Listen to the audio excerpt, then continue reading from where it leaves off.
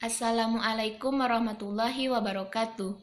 Perkenalkan, nama saya Haifani Alifia dengan NIM 2121164.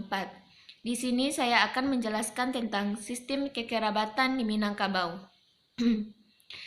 Kekerabatan adalah seperangkat proses yang mengizinkan pembentukan di antara individu-individu dan kelompok dari suatu jenis komunikasi tertentu, bahwa faktor penghubung dalam kasus ini adalah para wanita dari kelompok itu yang dipertukarkan di antara klan-klan, keturunan-keturunan, keluarga-keluarga, sebagai pengganti kasta-kasta dari kelompok itu, yang dipertukarkan antara individu-individu sepenuhnya, tidak mengubah kenyataan bahwa aspek esensial dari fenomena tersebut adalah sama alam kedua.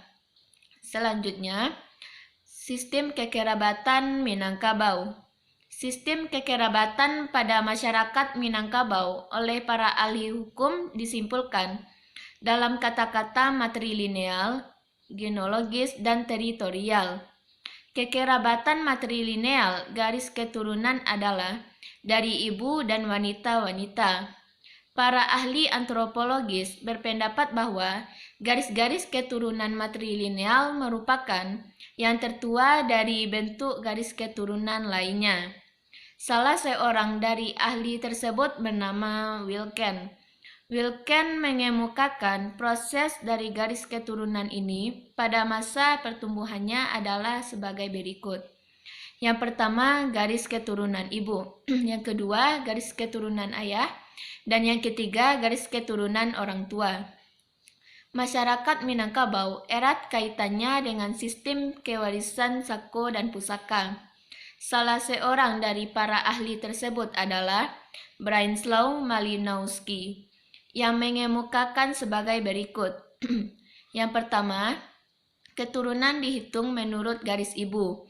Yang kedua, suku dibentuk menurut garis ibu. Yang ketiga, pembalasan dendam merupakan tata kewajiban dari seluruh suku. Yang keempat, kekuasaan di dalam suku, menurut teori, terletak di tangan ibu tetapi jarang dipergunakan. Yang kelima, tiap-tiap orang diharuskan kawin dengan orang luar suku. Yang keenam, yang sebenarnya berkuasa adalah laki-lakinya. Dan yang ketujuh, perkawinan bersifat matrilokal, yaitu suami mengunjungi rumah istri. Selanjutnya, garis kekerabatan dan kelompok masyarakat. Garis kekerabatan dan kelompok-kelompok masyarakat yang menjadi inti dari sistem kekerabatan matrilineal di Minangkabau ini adalah Parui. Setelah Islam masuk ke Minangkabau, hal itu disebut kaum kelompok sosial lainnya. Yang merupakan pecahan dari Parui adalah Jurai.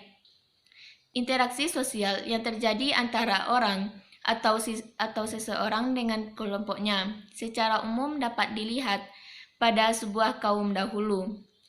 Mereka pada mulanya tinggal di sebuah rumah gadang. Bahkan pada masa dahulu didiami oleh berpuluh-puluhan orang. Selanjutnya, faktor-faktor yang mengikat kaum.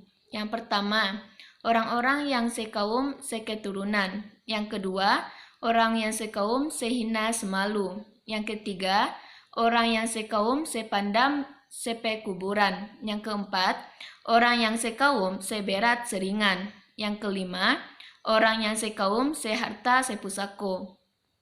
Selanjutnya, jenis-jenis kekerabatan. Yang pertama, kekerabatan parental bilateral. Garis keturunan yang berasal dari ayah dan ibu. Yang kedua, kekerabatan matrilineal. Garis keturunan yang berasal dari pihak ibu saja. Anak akan terhubung dari ibunya, termasuk terhubung kepada kerabat ibu. Dan yang ketiga, kekerabatan patrilineal. Garis keturunan yang berasal dari satu pihak saja. Anak akan terhubung dengan kerabat. Selanjutnya, perbedaan dan kelebihan masing-masing jenis kekerabatan.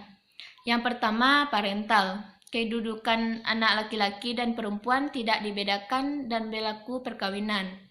Yang kedua, matrilineal. Orang yang dengan garis keturunan ini mendapatkan jatah lebih banyak dari garis bapak. Yang ketiga, patrilineal. Anak laki-laki lebih utama dibandingkan perempuan dan berlaku adat perkawinan. Sekian, terima kasih. Wassalamualaikum warahmatullahi wabarakatuh.